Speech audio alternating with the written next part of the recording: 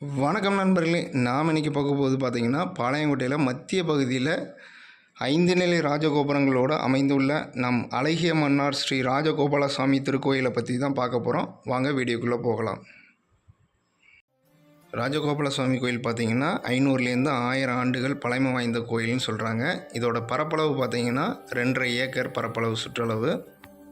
கோயிலுக்குள்ளே என்ட்ரி ஆனதுமே பார்த்திங்கன்னா கொடிமர தரிசனங்க. கொடிமர தரிசனம் முடித்த பிறகு கருடாழ்வார் தரிசனம் முடித்த பிறகு மூலவர் சன்னதி தாங்க. இந்த கோயிலோட சிறப்பு அம்சம் பார்த்திங்கன்னா கீழ்த்தளத்தில் மூலவர் இருக்கார், மேல் தளத்துலேயும் மூலவர் இருக்கார். இந்த கோயிலில் கீழ்த்தளத்தில் உள்ள மூலவர் பெயர் வேதவள்ளி குமுதவள்ளி உடனுரை வேத நாராயணர். மேல் தளத்தில் உள்ள மூலவர் பெயர் பார்த்திங்கன்னா ஸ்ரீதேவி பூதேவி உடனுரை அழகிய மன்னார். கோயிலோட சுற்றுப்பிரகாரத்தில் பார்த்திங்கன்னா விநாயகர் சன்னதி இருக்குது. சனிக்கிழமை தூரம் பார்த்திங்கன்னா பஜனை நடக்கும். கிருஷ்ணர் ஃபோட்டோ வச்சு பஜனை முடிஞ்ச பிறகு பிரசாதம் வழங்கப்படும். மூலவர் சன்னதியிலேருந்து சாமி கும்பிட்டு பிரகாரத்தை சுற்றி வரும்போது பார்த்திங்கன்னா அம்பாள் சன்னதி இருக்குங்க. ஸ்ரீதேவி அம்பாள் சன்னதியும் பூதேவி அம்பாள் சன்னதியும் இருக்குங்க. இது மட்டும் இல்லாமல் பார்த்திங்கன்னா மூலவர் சன்னதிக்கு பின்புறம் பார்த்திங்கன்னா சுற்றுப்பிரகாரத்தில் ஸ்ரீ விஷ்ணுவின் அவதாரங்கள். கண்டிப்பாக நீங்கள் ஒரு டைமாவது ஸ்ரீ ராஜகோபால சுவாமி கோயிலுக்கு கண்டிப்பாக வரணுங்க.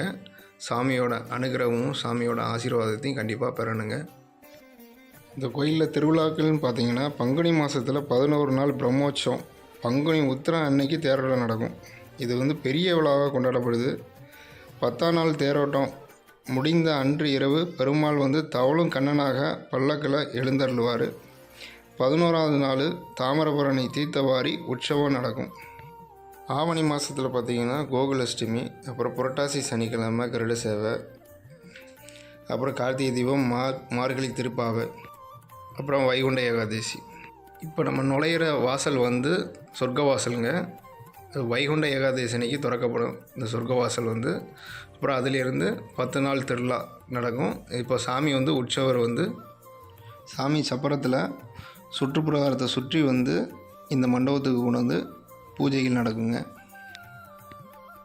கோயிலில் பார்த்திங்கன்னா உள் பிரகாரத்தில் சுற்றுப்பிரகாரம் இருக்குது. கோயிலை விட்டு வெளியே வந்தோன்னா வெளிப்பிரகாரத்தில் சுற்றுப்பிரகாரம் இருக்குங்க. ஸோ கருடாழ்வார் சன்னதி பக்கத்துலேயே பார்த்திங்கன்னா உள்ளே என்ட்ரி ஆனோன்னா ரைட் சைடில் ஆஞ்சநேயர் சன்னதி இருக்குங்க. நம்ம கீழ்த்தளத்தில் பார்த்துட்டோங்க. மேல் தளத்தில் பார்த்திங்கன்னா ஸ்ரீதேவி பூதேவி உடனுரை அழகிய மன்னார் சன்னதி இருக்குங்க.